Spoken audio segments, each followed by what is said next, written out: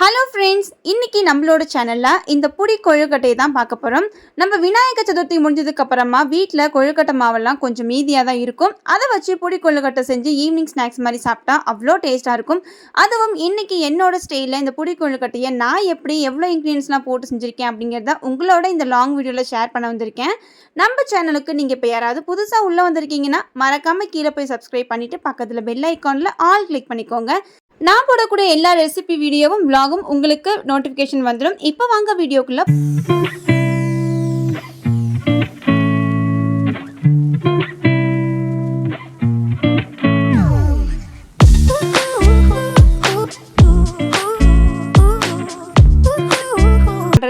ஒரு 3/4 கப் அளவுக்கு வெல்லம் எடுத்திருக்கேன். அது கூட ஒரு அரை கப்ல இருந்து 1 கப் அளவுக்கு நான் தண்ணி ஊற்றிட்டு நல்லா அதை வந்து கரைக்கிறதுக்காக அடுப்பில் வச்சுருக்கேன். இந்த சைடு வந்து பார்த்தீங்கன்னா அந்த வெல்லம் கரையிறதுக்குள்ள நாம் இங்கே வந்து கொழுக்கட்டைக்கு தேவையான திங்ஸ்லாம் வறுத்து எடுத்துக்க போகிறோம். இன்றைக்கி நான் கடையில் வாங்கின கொழுக்கட்டை மாவு வச்சு தான் இந்த பிடி கொழுக்கட்டையை நான் எப்படி செய்கிறேன்னு சொல்லிட்டு காமிக்க போகிறேன். நம்ம ஆல்ரெடி வந்து நம்ம சேனலில் விநாயகர் சதுர்த்திக்கான கொழுக்கட்டை ரெசிபி பண்ணியிருக்கேன். அந்த வீடியோ இன்னும் பார்க்கலைன்னா கீழே வந்து கமெண்ட்ஸில் லிங்க் தரேன், அப்படி இல்லைன்னா டைட்டிலுக்கு மேலே லிங்க் தரேன், போய் பார்த்துட்டு வந்துடுங்க. இப்போ இந்த கொழுக்கட்டை மாவுலேருந்து நம்ம மெஷர்மெண்ட் கப்பில் 1 கப் அளவுக்கு கொழுக்கட்டை மாவு எடுத்து இந்த பேனில் வந்து போட்டுக்கிறேன். நம்ம அடுப்பு வந்து பார்த்தீங்கன்னா மீடியமான ஹீட்டில் வச்சுக்கோங்க. ரொம்ப அதிகமாக வச்சுட்டிங்கன்னா மாவு கலர் சேஞ்ச் ஆகிறதுக்கும் தீயறதுக்கும் வாய்ப்பு இருக்குது. அதனால் இந்த மாதிரி வந்து பார்த்தீங்கன்னா போட்டு வறுத்துக்கலாம். அண்ட் இன்னொன்று வந்து எதுக்காக இந்த மாவை வறுக்கிறோம் அப்படிங்கிறதுக்கு உங்களுக்கு ரீசன் சொல்லிடுறேன். ஸோ நிறைய வீடியோஸில் பார்த்துருப்பீங்க, நிறைய பேர் சொல்லியிருப்பாங்க. அண்ட் இந்த மாதிரி வறுத்து நம்ம கொழுக்கட்டை ரெசிபியோ அல்லது இந்த மாதிரி கொழுக்கட்டைலாம் செய்யும் போது ரொம்ப ரொம்ப சாஃப்டாக இருக்கும். ஒரு 5 ஹவர்ஸ்லேருந்து 8 ஹவர்ஸ் வரைக்குமே நீங்கள் செய்கிற இந்த கொழுக்கட்டை ரொம்ப ரொம்ப சாஃப்டாக இருக்கும். நீங்கள் இன்னும் இந்த மாதிரி ட்ரை பண்ணலைன்னா நீங்கள் ட்ரை பண்ணி பாருங்கள். ட்ரை பண்ணி பார்த்துட்டு எப்படி இருக்குன்னு சொல்லுங்கள். இப்போ இந்த மாவு வந்து பார்த்தீங்கன்னா ஒரு 5 to 10 மினிட்ஸ்க்கு இந்த மாதிரி மீடியமான ஹீட்டில் வச்சுட்டு இப்போ தனியாக ஒரு தட்டில் வந்து நான் ட்ரான்ஸ்ஃபர் பண்ணிக்கிறேன். இதை கொஞ்சம் நேரம் அப்படியே வந்து ஆறட்டும்.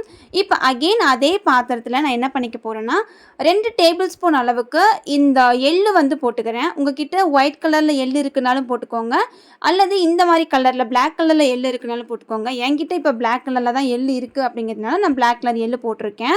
இப்போ இந்த எள்ளு வறுக்கும் போதுமே நம்மளோட ஹீட் வந்து பார்த்தீங்கன்னா மீடியமான ஹீட்டில் வச்சு இந்த எள்ளு வந்து வருங்க. லைட்டாக வந்து பொரிஞ்சு வெடிக்க ஆரம்பிக்கும். அப்போ நீங்கள் வந்து பார்த்தீங்கன்னா டக்குன்னு எடுத்து இன்னொரு பிளேட்டில் வந்து மாற்றிடுங்க. இப்போ வந்து அகெயின் அதே பாத்திரத்தில் நம்ம வந்து 1 டீஸ்பூன் அளவுக்கு, ஒரு சின்ன டீஸ்பூன் அளவுக்கு வந்து பார்த்தீங்கன்னா நெய் இதில் ஆட் பண்ணிக்க போகிறோம். இப்போது இந்த நெய் நல்லா சூடானதுக்கப்புறமா ஒரு அரை மூடி தேங்காய் வந்து பார்த்திங்கன்னா இதில் ஆட் பண்ணிக்கிறேன். ஒரு சின்ன அரை மூடி தேங்காய் தான். உங்களுக்கு வேணும்னா நீங்கள் துருவி கூட ஆட் பண்ணிக்கோங்க. நான் வந்து எல்லாமே கட் பண்ணிவிட்டு ஒரு மிக்ஸி ஜாரில் போட்டு ஒரு 2 நிமிஷம் மட்டும் நல்லா வந்து துருவுன மாதிரி எடுத்துக்கிட்டேன், அரைச்சி எடுத்துக்கிட்டேன். ஸோ உங்களுக்கு வேணும்னா நீங்கள் துருவி போட்டிங்கன்னா அது இன்னுமே டேஸ்ட்டாக இருக்கும். ட்ரை பண்ணி பாருங்கள். ஸோ இதுவும் வந்து ஒரு மீடியமான ஹீட்டில் ஒரு 5 மினிட்ஸ்க்கு மட்டும் நல்லா ரோஸ்ட் பண்ணிவிட்டு இதையும் ஒரு தனி பாத்திரத்தில் மாற்றிக்கலாம்.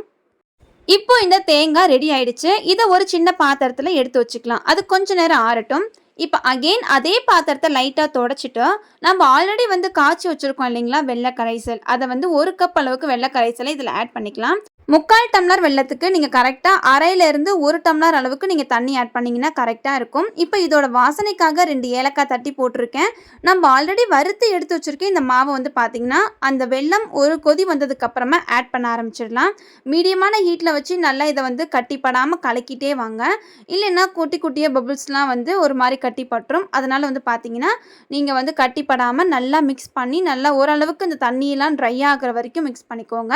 இப்போ கடைசியாக நம்ம வறுத்து வச்சுருக்க தேங்காய், எடுத்து வச்சுருக்க எள்ளு, இது ரெண்டையுமே சேர்த்து நல்லா வந்து பார்த்திங்கன்னா எல்லா பக்கமும் மிக்ஸ் ஆகிற மாதிரி நம்ம வந்து மிக்ஸ் பண்ணிக்கலாம். இப்போது ஒரு 2 நிமிஷத்துக்கு மிக்ஸ் பண்ணால் போதும்.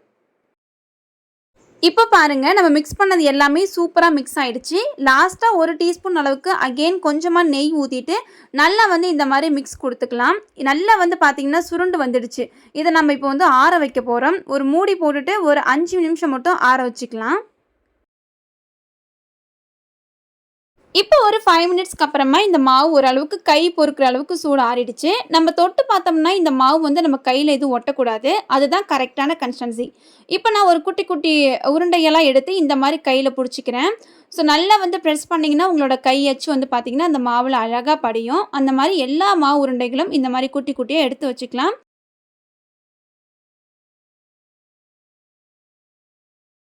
இப்போ இப்போ ஒரு இட்லி பாத்திரம் வந்து பார்த்தீங்கன்னா, அங்க சுடு தண்ணி வச்சு சுட வச்சிருக்கேன். இந்த சைடு ஒரு பெரிய தட்டுல கீழ வந்து நெய்யெல்லாம் வந்து அப்ளை பண்ணிக்கிறேன். நெய் அப்ளை பண்ணிட்டு நம்ம ஆல்ரெடி புடிச்சு வச்சிருக்க இந்த கொழுக்கட்டையெல்லாம் இதில பிளேஸ் பண்ண போறோம். ஸோ இப்போ வந்து பார்த்தீங்கன்னா, நெறைய கொழுக்கட்டை புடிச்சு வச்சிருக்கேன். இதில பிளேஸ் பண்ணிட்டு, இப்போ இட்லி பாத்திரத்தில தண்ணி சூடானதுக்கு அப்புறமா, இத வந்து ஒரு 7லிருந்து 10 நிமிஷத்துக்கு மட்டும் நம்ம மீடியமான ஹீட்ல வச்சு வேக வச்சுட்டா போதும். நல்ல சூப்பர் சாஃப்ட்டா வந்து வெந்துடும். ஸோ நெறைய பேர் வந்து பார்த்தீங்கன்னா, ஒரு 15 நிமிஷம்லாம் விட்டுருவாங்க. ஸோ ஒவ்வொருத்தரும் ஒரு மாரி பண்ணுவாங்க. ஆனா கரெக்ட்டா கொழுக்கட்டைக்கு ஒரு 7லிருந்து 10 நிமிஷம் கரெக்ட்டா இருக்கும். அது ஆவியிலே வெந்துடும். ஏன்னா நம்ம எல்லா இன்கிரீடியன்ட்ஸுமே வந்து பார்த்தீங்கன்னா, நம்ம வறுத்து பண்ணியிருக்கோம் அப்படிங்கிறதுனால, நமக்கு சீக்கிரமாவே வந்து இந்த கொழுக்கட்டை வெந்துடும்.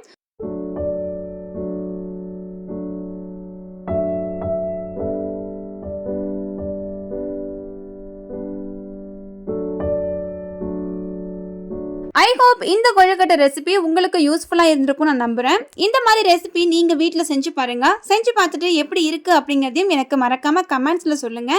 இந்த மாரி ரெசிபிலாம் ஈவினிங் ஸ்நாக்ஸாவும் உங்க வீட்ல இருக்க பெரியவங்களுக்கும் நீங்க குடுத்தீங்கன்னா விரும்பி சாப்பிடுவாங்க. அதனால ட்ரை பண்ணி பாருங்க.